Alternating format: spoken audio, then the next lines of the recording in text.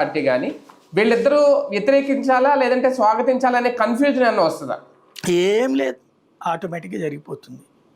అది కాంగ్రెస్ పార్టీ అంటే ఓన్లీ రాజకీయం కోసం వ్యతిరేకిస్తుంది. అసలు ఆయన అడిగిందే అది. రాహుల్ గాంధీ అడిగింది ఏంటి? ఓటర్ లిస్ట్ లో ఒకటికైనా అదే చెప్పేది. అర్ధ పరిజ్ఞానకుడు అంటారనమాట ఆయన్ని. ఆయనే అంటాడు, ఆ యాక్షన్ తీసుకున్నాక ఆయనే వద్దంటాడు, దాన్ని తప్పుకుంటాడు. సార్ ఒకటి అంటే ఒక మామూలు జనరల్ డౌట్ సార్, ఇప్పుడు మనకు ఆంధ్రప్రదేశ్ విషయానికి వస్తే మనకి ఇంకా చాలా టైం ఉంది ఎన్నికలకి, ఒక 2 ఏళ్ళు అయితే ఉంది ఎలా లేదనుకున్నా.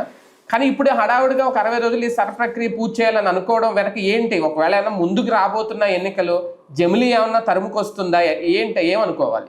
ఎన్నికలను దృష్టిలో పెట్టుకుని కాదు, ఒకసారి దేశవ్యాప్తంగా సరి చేసేసి ఒక క్లారిటీకి తీసుకొచ్చేసుకోవాలి. ఈ జనగణన పూర్తయ్యేటప్పటికి అది కూడా క్లియర్ అయిపోవాలి. అంటే ఈ 2 ఏళ్లలో ఓట్లు మళ్ళీ మారవా సార్? తర్వాత ఎప్పటికప్పుడు యాడ్ అవుతుంటాయి, ఇక ప్రాబ్లం లేదు కదా. ఇప్పుడు తర్వాత ఇక నుంచి మార్పులు అవన్నీ ఎప్పటికప్పుడు చేసుకోవడం ఉంటుంది. ఇది ఒక ప్రొసీజర్ రన్నింగ్ లోకి వచ్చేస్తుంది. అంటే ముందు ఒక లెక్క తేలిపోద్దా? లెక్క తేలిపోవాలి. ఎందుకంటే 20 ఏళ్ల నుంచి లెక్క తేలకపోవడం. ఇప్పుడు జనాభా లెక్కలు కూడా ఎందుకు వాస్తవంగా 21లో చేయాలి, 2011లో చేశారు, 2021లో చేయాలి. కరోనా కారణంగా ఆగిపోయింది. ఇప్పటికి 5 ఏళ్ళు అయిపోయింది, 26కి వచ్చేసాం. మామూలుగా అయితే ఇంకో 4 ఏళ్ళు అయ్యాక చేయొచ్చుగా ఒకేసారి. అది కరెక్ట్ కాదు కదా, అప్పుడు అన్యాయం జరుగుతుంది.